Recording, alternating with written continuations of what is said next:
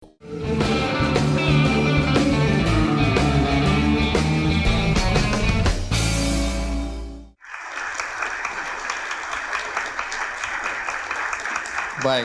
soal ide kreatif dan inovasi ya. Karena banyak juga kita lihat teman-teman ya, apakah itu startup ya atau usaha-usaha yang sangat terkenal dulu, kemudian yang kita yakin bahwa dia akan terus melejit dan akan mendapatkan investasi yang gila-gilaan besarnya, tapi kita kaget-kaget kemudian hari ini udah nggak ada.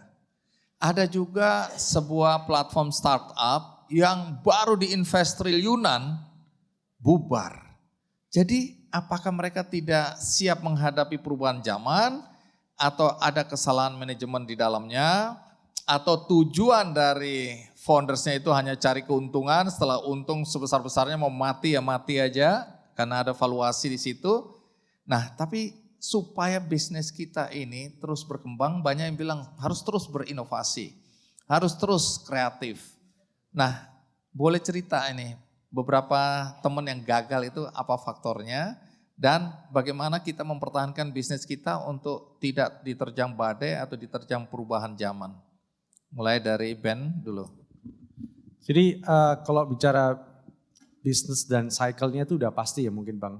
Jadi setiap generasi ada trennya, ada yang sesuai dengan tren ataupun kondisi di zaman itu gitu ya. Dan saya kalau ngelihat memang kita ini menuju sebuah era yang makin cepat perubahannya. Di compare sama mungkin 20 tahun yang lalu kalau industri F&B masih sama aja, industri konten masih sama aja, cuman limited distribusi dan teknologinya juga terbatas. Sementara hari ini yang namanya opportunity makin banyak, yang namanya teknologi juga makin dekat sama kita sehingga konsumen ini juga udah sangat berubah melihat sebuah produk atau bisnis, cara mereka mengkonsum dan semuanya. Jadi menurut saya memang kunci yang paling penting adalah mengenal konsumen itu sendiri dengan membuat produk atau bisnis kita itu relevan ke depan mereka. Cara menjualnya, jenis apakah itu produk dengan rasanya atau makanan atau packagingnya, itu memang harus selalu disesuaikan sama trennya. Tapi menurut saya kalau ngomongin kesalahan kenapa beberapa entrepreneur juga akhirnya tidak bisa melanjutkan, ada banyak faktor, nanti mungkin Yoris juga bisa ngelanjutin. Misalnya contohnya tadi kalau bicara masalah startup. Kalau saya ngerasa hari ini, kalau kita bicara kenapa banyak yang rontok gitu ya. Karena banyak sekali dalam 10 tahun terakhir ini memang Indonesia didatangin sama investor. Karena dilihat, wah ini negara besar banget, nomor 4 terbesar di dunia. Ini pangsa untuk teknologinya sangat besar dan memang kita adalah negara adopsi teknologi yang sangat tinggi. Mau ditawarin Twitter dimakan menjadi salah satu capital city of Twitter di Jakarta. Ditawarin Instagram dimakan, TikTok dimakan gitu ya. Jadi memang Indonesia ini punya masyarakat luas yang akan konsum teknologi. Sehingga investor teknologi itu datang berbondong-bondong sejak tahun 2010 masuk ke Indonesia memberikan funding. Nah ini ada salah kaprahnya gitu ya. Yang sering kali Yoris selalu bilang gitu. Jangan membuat bisnis yang dependensinya sama investor. Karena banyak sekali kesalahan yang terjadi kalau di interview sama mereka. Ini udah mulai disetir sama investor. Ini visinya udah mulai diminta hanya untuk grow gitu ya, untuk growth gitu ya. Sementara kita mungkin awalnya mau buat impact, kita awalnya mau buat produk yang bagus gitu ya. Tapi nggak mau mencapai profit karena for the sake permintaannya investor untuk growth. Untuk supaya produknya cepet-cepetan dikenal sama publik, terus setelah itu mereka bisa dijual dengan harga yang tinggi. Nah itu mungkin fundamental yang menurut saya agak salah, tapi mungkin Yoris bisa nambahin karena ini yang kita pahamin selama 14 tahun terakhir ini, kesalahan di tech industry yang ada di Indonesia ini adalah involvementnya investor terlalu besar sehingga visi daripada foundernya itu udah mulai tergeser karena tergiur sama capital yang sangat besar. Baik, Yoris bisa tambahkan. Ya, jadi menambahkan tadi intinya buat saya, dan ini proven gitu ya, di semua bisnis, di semua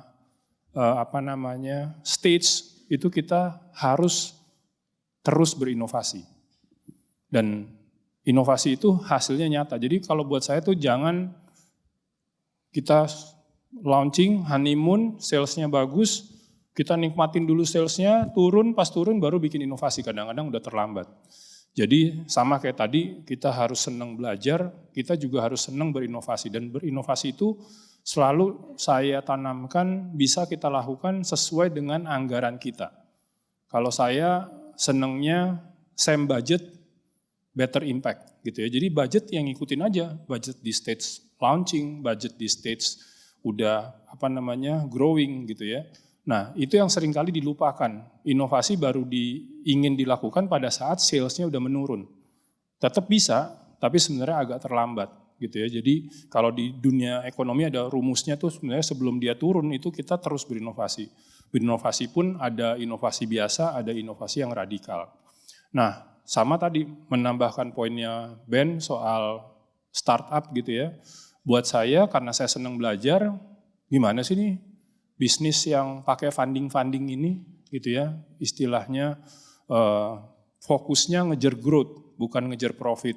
Nah, kita pelajarin tapi syaratnya supaya kita tidak gulung tikar gitu ya. Ya, kita tetap harus ngejaga. Nah, ini karena lagi-lagi karena kuliahnya akuntansi ya. Kanan sama dengan kiri harus sama. Ya kan? Enggak apa-apa enggak profit Bang Andi. Tapi setidaknya jangan loss. Gitu loh. Jadi kalau tiap tahun loss ini bahaya kan. Nah, jadi di era tersebut kalau saya ketemu dan saya juga menjalankan di Inspigo, saya bilang setidaknya penerimaan kalian sama dengan pengeluaran. Enggak apa-apa deh, satu-satunya bisnis saya yang tidak mengejar profit yaitu bisnis digital startup. Tapi itu sebenarnya karena Yoris Sebastian sedang belajar. Gimana sih nih mainnya nih, kasih duit jutaan dolar gitu kan. Saya bilang boleh pakai, tapi kanan sama dengan kiri. Jadi penerimaan harus sama dengan pengeluaran. Sehingga pada saat fundingnya tadi Ben bilang, fundingnya nggak ada, loh kita cash flow positif. Hanya memang belum profit. Baik, kita berikan aplaus ya.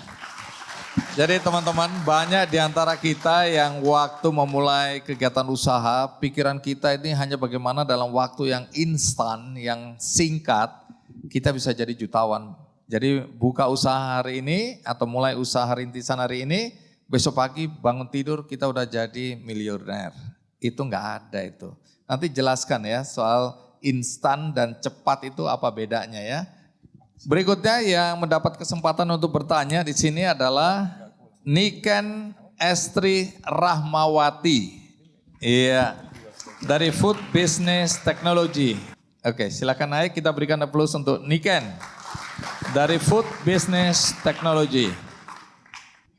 Sebelumnya terima kasih atas kesempatannya.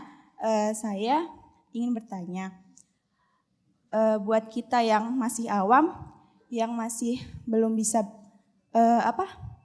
kreativitas, bagaimana sih kita bisa bersaing dengan orang-orang yang lebih mempunyai kreativitas yang lebih dari kita?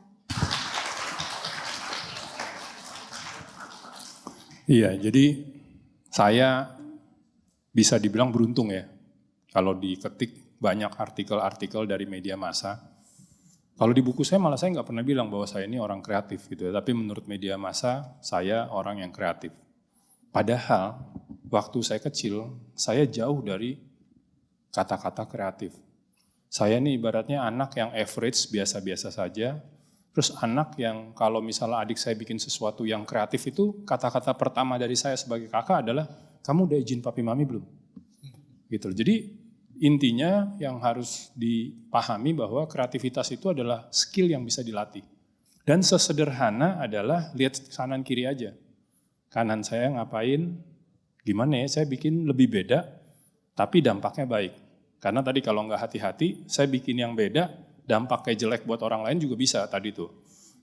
Sekedar mengejar viral, tapi ternyata tidak ada esensinya gitu. Jadi buat saya latihan dari hal-hal yang terkecil yang kamu bisa lakukan saat ini, tapi coba deh, jangan sekedar ada.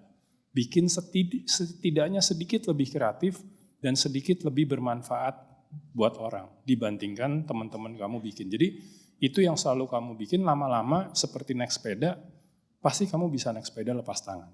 Baik, Niken terima kasih.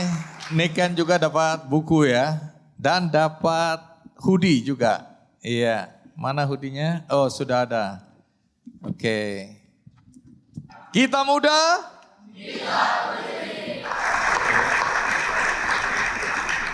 Kita saya merasa bahwa kalian adalah calon-calon yang akan melanjutkan estafet ini gitu ya. Jangan sampai Indonesia yang sudah emas tapi diri kita tidak menjadi bagian daripada Indonesia emas itu.